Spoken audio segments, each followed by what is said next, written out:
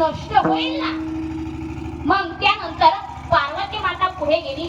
पार्वती माता म्हणते की तुला काही कळत नाही, मीच बघते. पार्वती माता पाण्याजवळ गेली, पण तिचं सुद्धा डोकं चालेना. मग पार्वती मातेची फजिती झाली, सरस्वती मातेची फजिती झाली, लक्ष्मी मातेची फजिती झाली. आणि मग अनुसूया मातेला पुन्हा शरण गेल्या आणि सांगितलं की माते, हे बालक म्हणजे आमचे पती आहेत, पण आम्हाला काही ओळखता येत नाही.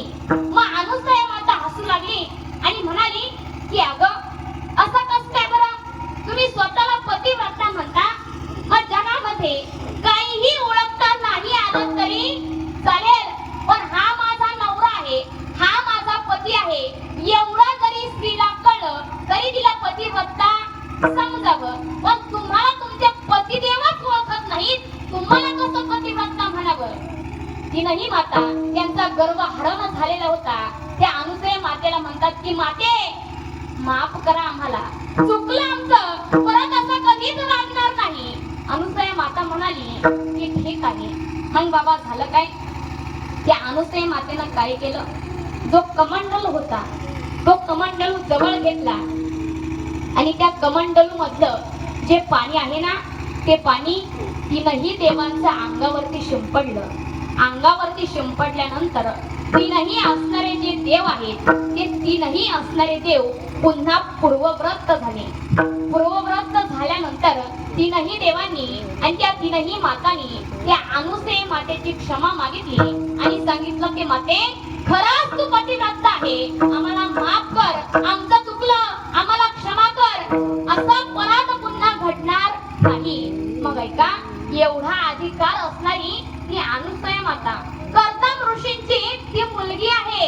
पण ऐका बाबा, जेव्हा तीनही भगवान परमात्मा आणि तीनही माता आपापल्या स्थानी जायला निघाल्यानंतर त्या अत्री ऋषींना आणि अनुसूया मातेला गहिवरून आलं. ते रडू लागले आणि ही स्थिती बघितल्यानंतर तीनही देव म्हणतात की आई साहेब, आम्ही जातोय, पण फक्त जाताना दिसतोय, पण आम्ही काय करू, पुन्हा परत येऊ. मग बाबा कालांतराने यथाकाळाने काय झालं, ती अनुसूया माता गर्भवती राहिली. गर्भवती राहिल्यानंतर भगवान शंकरांच्या आशीर्वादाने तिला पहिला पुत्र झाला. त्याचं नाव काय, दुर्वास. त्यानंतर भगवान विष्णूंच्या आशीर्वादाने जो पुत्र झाला त्याचं नाव दत्त. त्यानंतर ब्रह्मदेवाच्या आशीर्वादाने जो पुत्र झाला त्याचं नाव चंद्रमा. कालांतराने तीनही पुत्र हे मोठे झाले. मोठे झाल्यानंतर दिवसामागून दिवस गेले. लहान लहान बाल होती ती सुद्धा काय झाली, मोठी झाली.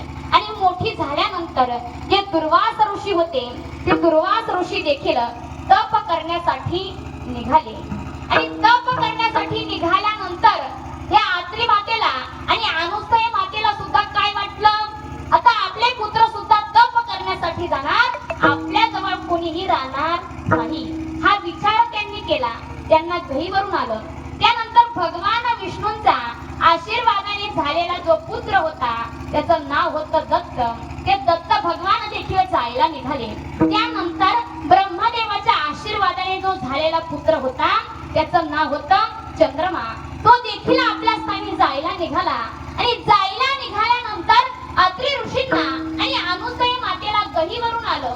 ते रडू लागले आणि भगवंतांनी काय केलं, त्यांच्या अंतःकरणातला खेद जाणला आणि सांगितलं की माते आणि बाबा, आम्ही या ठिकाणाहून जाणार नाही. मग बाबा झालं काय, तीनही देवांनी एक रूप धारण केलं आणि त्रिगुणात्मक रूप म्हणजे भगवान दत्त हे झाले. 3 शिरे 6 हात तया माझे दंडवत असे असणारे दत्त भगवान परमात्मा अवतीर्ण झाले. दत्तात्रय भगवान की अवधूत चिंतन श्री गुरुदेव दत्त भगवान की जय.